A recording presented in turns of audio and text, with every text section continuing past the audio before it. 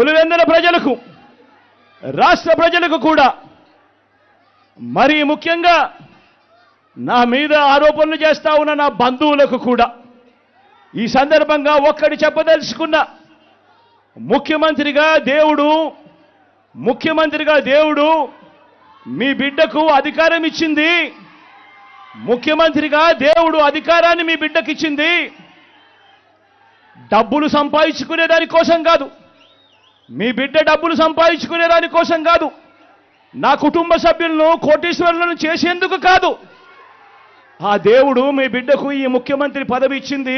మన దెబ్బ తగిలింది, సారీ అబౌట్ ఇట్. బట్ ఒక డాక్టర్ గా ఆయనకు ఒక సలహా, అట్లా దెబ్బలు ఏమైనా తగిలితే అమ్మా దయచేసి బ్యాండేడ్ పెట్టుకోకండి. బ్యాండేడ్ అట్లా డ్రెస్సింగ్ పెట్టుకుంటే లోపల చీమ పట్టి ఇంకా సెప్టిక్ అయ్యేదానికి ఛాన్స్ ఉంటుంది. ప్లీజ్ బ్యాండేడ్ తీసేస్తే కొంచెం గాలికి ఆరి ఎండి త్వరగా మారుతుంది. వైఎస్ అవినాష్ ఏ తప్పు చేయలేదని నేను బలంగా నమ్మాను కాబట్టే నేను అవినాష్కు టికెట్ ఇచ్చాను. ఈరోజు అవినాష్ అడిగిన ప్రశ్నలకు సరైన సమాధానాలు చెప్పలేని వీరంతా చిన్న పిల్లాడైనా అవినాష్ను దూషించడం, అవినాష్ను తెరమరుగు చేయాలనుకోవడం ఎంతటి దారుణమైన కార్యక్రమమో అన్నది ప్రతి ఒక్కరూ కూడా గమనించమని అడుగుతా ఉన్నా.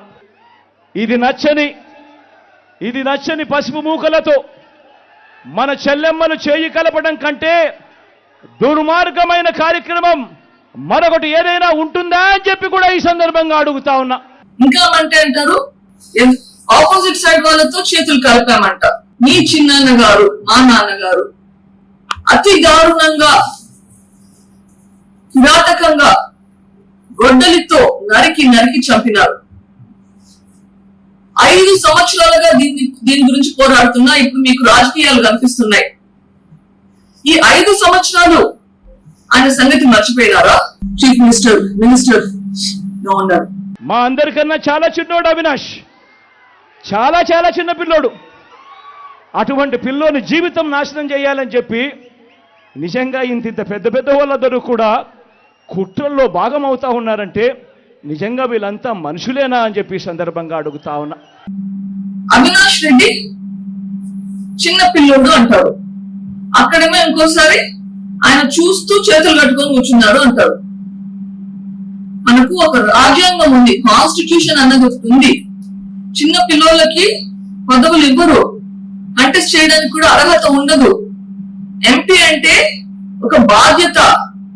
ఇది 3సారి ఎంపీగా కంటెస్ట్ చేపిస్తున్నారు, నిందితులను కంటెస్ట్ చేపిస్తున్నారు. ఎంపీ అంటే బాధ్యత, పిల్లలకి ఇవ్వరమ్మా. పిల్లలు అయితే స్కూల్కి వెళ్ళొచ్చు, పిల్లలకి బాధ్యతలు ఇవ్వరు. ఇట్లాంటివి ఇది సీరియస్ రెస్పాన్సిబిలిటీ. నిందితులను, సిబిఐ నిందితులు అన్న వాళ్ళని మీరు ప్రోత్సహిస్తున్నారు.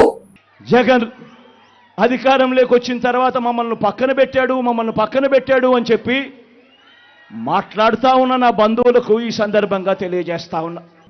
ఆయన బ్రతుకుండగా పక్కన పెట్టారు, ఆయన చనిపోయాక కూడా వివేకానంద రెడ్డి గారి మనుషులని పక్కన పెడుతున్నారు. ఏమి పాపం చేశాడు మీకు వివేకానంద రెడ్డి గారు?